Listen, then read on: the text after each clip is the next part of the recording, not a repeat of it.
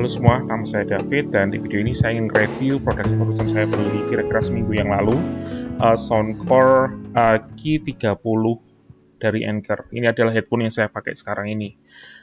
Saya cuma ingin cerita beberapa poin penting aja. Kalau untuk review detailnya bisa cari di video-video lain di YouTube. Saya yakin pasti jauh lebih detail daripada yang bisa saya tahu karena saya bukan audiophile atau sama sekali nggak tahu tentang kualitas dari headphone. Sebenarnya saya cuma pemakai biasa aja.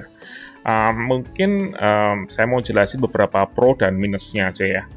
Pro-nya itu yang pertama dari segi harga, karena masuk ke budget saya ya. Ini saya beli harga 1 juta, walaupun di toko resminya kalau nggak salah 1,3, 1,4 juta. Jadi saya dapat harga yang cukup bagus lah ya, 1 juta rupiah. Dan yang kedua, fiturnya komplit. Jadi untuk headphone Bluetooth ya, ini fiturnya sudah ada semua ya, ada noise cancelling, ada transparency mode, dan juga ada banyak fitur-fitur lainnya ya. Dan menurut saya dengan harga segitu ya sangat worth it sekali. Dan fitur yang saya suka dari sini ya, alasan kenapa saya beli itu ada 2 fitur utama, yaitu yang pertama adalah transparency mode yang saya bilang tadi. Transparency mode itu seperti kebalikan dari noise cancelling. Kalau noise cancelling itu adalah fitur di mana kalau kita aktifkan di headphone kita jadi headphone itu jadi akan ngeblok suara-suara dari luar. Misalnya suara kipas angin, suara AC, suara motor di luar, dan lain sebagainya jadi keblokir. Jadi suaranya benar-benar hanya suara dari headphone-nya itu aja. Walaupun ya nggak 100% akan memblokir ya, tapi cukup efektif saya dengar di sini. Saya pertama kali pakai fitur ini juga di headphone ini ya. Tapi ada fitur tambahan di sini yang saya suka, yaitu adalah transparency mode atau ambient mode kalau mungkin di headphone lainnya. Jadi kebalikannya dari itu. Kalau kita aktifkan fitur itu, kita bisa mendengar suara dari luar. Dan ini berguna misalnya kita lagi jogging atau lagi mungkin di bis gitu ya. Kita tahu perhentian berapa, jadi kita masih bisa dengar suara sekitar ya. Tapi alasan saya suka fitur ini dan saya butuh fitur ini karena saya barusan ada bayi ya di rumah ya. Jadi untuk bisa denger aja kalau misalnya bayi saya lagi nangis. Karena saya kerja biasa malam ya, malam sampai pagi saya kerjanya. Coding dan setiap kali kerja saya selalu dengerin musik ya. Jadi kadang kalau pakai headphone biasa itu nggak denger apa-apa. Harus saya lepas separuh gitu ya.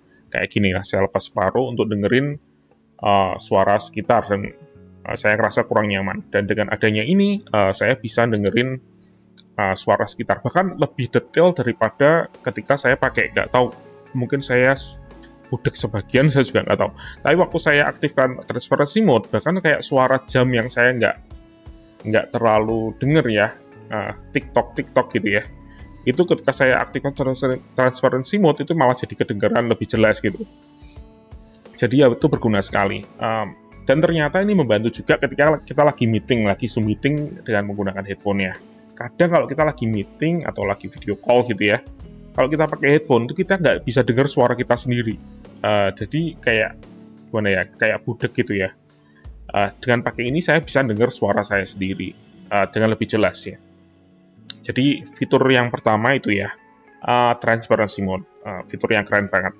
Kalau untuk noise cancelling aja itu sebenarnya headphone dengan harga yang lebih murah itu sudah banyak. Tapi transparency mode yang paling murah ini 1 juta rupiah ya. Kalau adiknya ini Q20 itu ada fitur noise cancelling tapi nggak ada transparency mode-nya. Dan harganya cuma sekitar 500-an ribu. Fitur kedua adalah koneksi multi-device. Ya, jadi ini headphone ini kalau kita pakai headphone Bluetooth, saya kan ada earphone ya, TWS ya, Bluetooth. Salah satu yang nyebelin dari koneksi Bluetooth itu, kita itu kalau mau pakai di handphone dan di laptop, itu susahnya minta ampun ya. Jadi harus di-disconnect di sini, baru disambungkan lagi, dikonekkan ke laptop. Begitupun kalau kita misalnya mau ganti lagi TWS itu dari laptop ke handphone. Kita harus nonaktifkan di sini, baru dikonekkan lagi ke handphone kita. Dan itu ribet ya. Dan dengan adanya koneksi multi-device ini, headphone ini bisa dikoneksikan dengan 2 perangkat Bluetooth.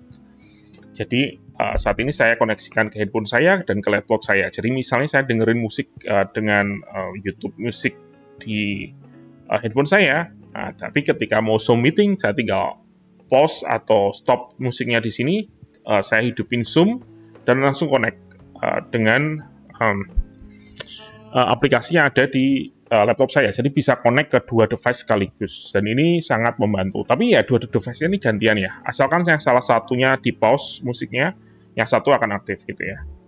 Dan ini ya sangat membantu lah menurut saya. Walaupun sebenarnya nggak benar-benar smooth ya. Jadi kadang koneksinya lepas sendiri. Mungkin ketika headphone-nya ini saya bawa keluar gitu ya, harus dikoneksikan ulang. Tapi kalau lagi kerja kayak gini, saya koneksikan dua-duanya dan ini akan jalan terus ya koneksinya.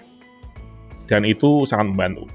Kalau untuk minusnya sih menurut saya cuma satu ya, headphone ini tergolong berat ya.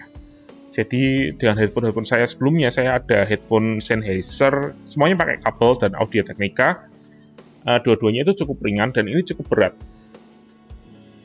Walaupun cukup nyaman juga sebetulnya. Jadi beratnya sih balance. Tapi kalau misalnya kita lagi nunduk, waktu itu saya ngerasa ini beratnya agak aneh itu ketika ada barang jatuh, saya nunduk, ini headphone-nya ikut jatuh gitu ya.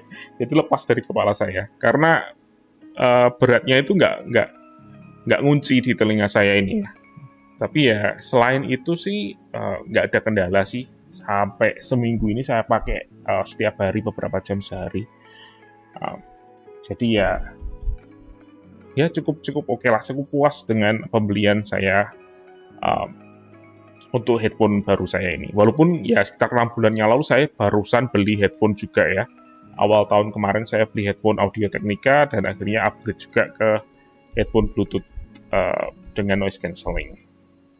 Oke, sekian video dari saya. Semoga membantu dan informasinya ini bisa berguna buat teman-teman semua. Oke, sampai jumpa di video selanjutnya. Terima kasih.